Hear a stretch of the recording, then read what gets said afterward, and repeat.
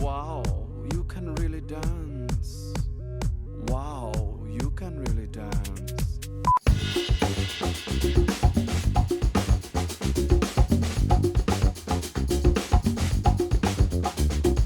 Hey all, Simon here from Sustainable Earth Network. Today I've got something pretty cool for you. There's been this craze going around all about making artistic vegetable flatbreads. Well, I am gonna make my own version. Firstly, I'm gonna teach you how to make bread, best, easiest way to do it. Then I'm gonna get my creative side out and I'm gonna make this artwork of vegetables on my flatbread. It is pretty big on the old Instagram world right now, or any sort of social media. I reckon I could beat everyone. So here we go. Okay, so today my plan is to teach you how to make the most basic yet the most delicious bread possible. It is simple, and with a lack of bread in supermarkets right now, this is going to be something that's going to help you, especially when you're bread obsessed like me. I've got a kilo of bread flour in here. It is just standard bread flour, you can get it anywhere. I'm going to take a big pinch of sugar. Don't care how big or small your hands are, a big pinch of sugar. It's going to help the yeast activate. And speaking of yeast, funny you ask, yes, I'm adding some, 7 grams, which is basically one of these sachets. So that goes in. Finally, salt. Sugar, salt, yeast.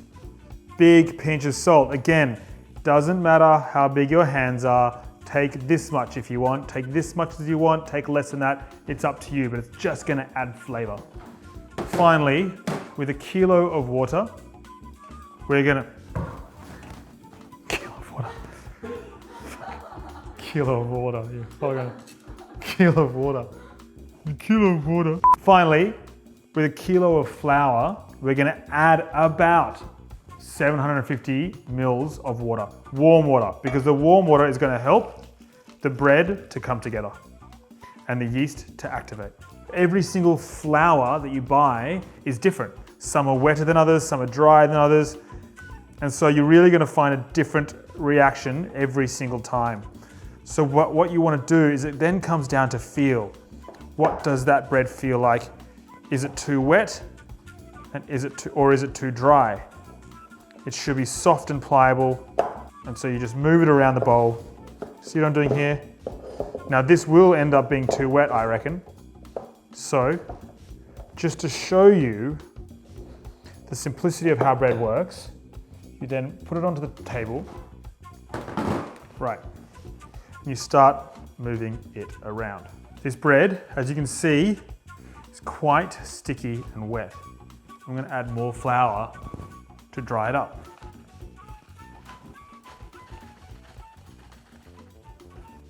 And then you're going to want to knead this for about 10 minutes. This is basically done. See here, you can push into it, it's got a nice little bounce back. So I am going to oil this, because we're making focaccia. Oil is our friend today. And I'm gonna overdo the oil, good couple of tablespoons, maybe 3. Put the dough in, roll it over, get it all covered. And then I'm just gonna seal it. So a wet tea towel, I'm exhausted. A wet tea towel or anything like that, or I've just got this little cute little rubber thingy that just seals it, but cling film, whatever, into a warm place for about an hour.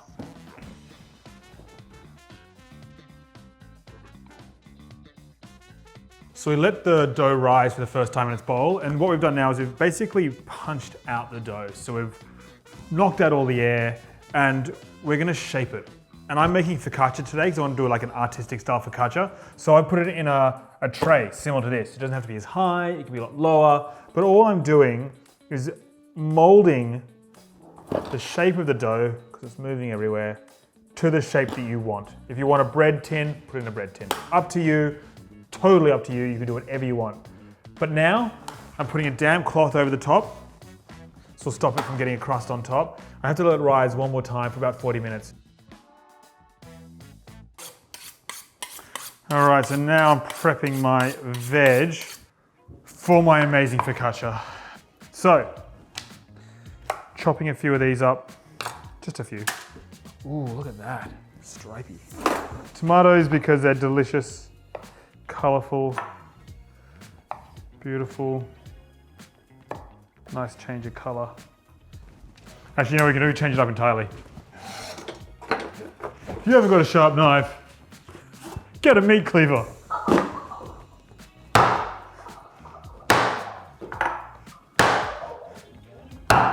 There we go. Perfect tomato cutting. Bam. Oh no! You know what? Vegetables can have meat cleavers too, okay?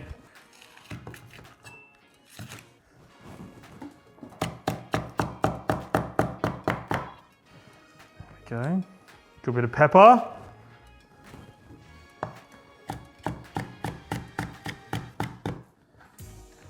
This is so much better. Green pepper.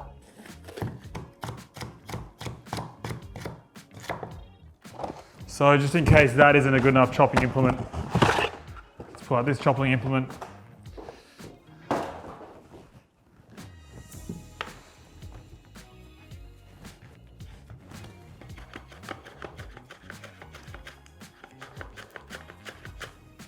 Look at that. Mate, I already know we're going to win this challenge. Bright yellows. There. What other cutting implement should we use? All right. Bread knife. This is all sharper. Well, that was easy. Maybe we should just use this the whole time. Broccoli, top end, leaves. All right. Now, what's next?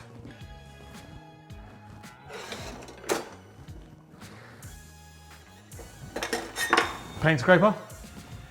Paint scraping pumpkin.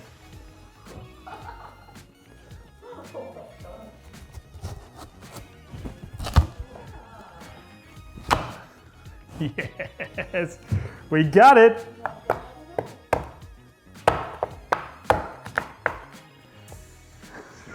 What's that? Yeah, I know. Oh no, need that little bit off. There we go. Look at that.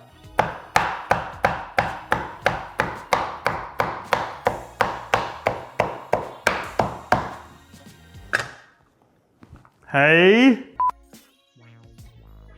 So here is the bread for the second rise. Let's see what we've got. Bam. That is huge. It smells like pizza. It smells like a deliciousness, and I cannot wait. So it's time to become the artist. All right. Stem.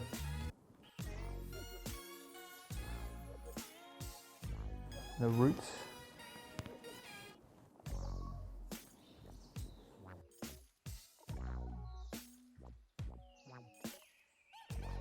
We have the branches.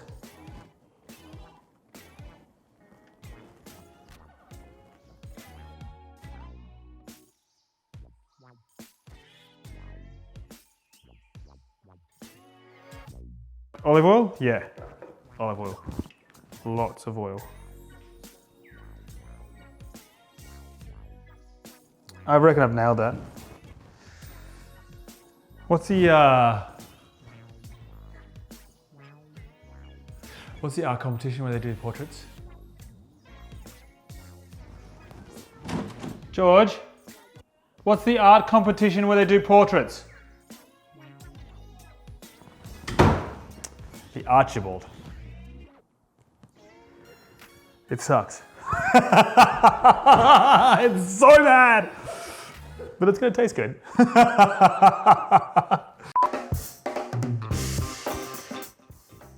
There is no way in hell that this works. Right, bread's out.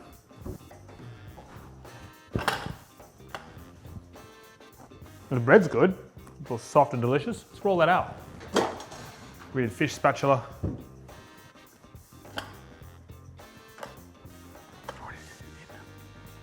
Just need to get you in and under. That's all I need, mate. All I need. Yes. Yes.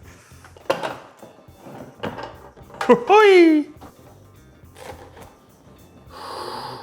Yes, mate. Look how fluffy that is. What a great way to utilize as many vegetables as possible. Dump them into bread, great for kids, great for friends, great for entertaining when we're allowed to do that. It's exactly what you want. This is delicious. I can't wait to dig in. Simon Toohey, Sustainable Earth Network. Loving you loads. Hey everyone, Giulia here, one of the co-founders from Sustainable Earth Network. If you like this video, make sure to give it a thumbs up, leave a comment, and turn on those bell notifications so you get notified every time we make a video. And most importantly, don't forget to subscribe.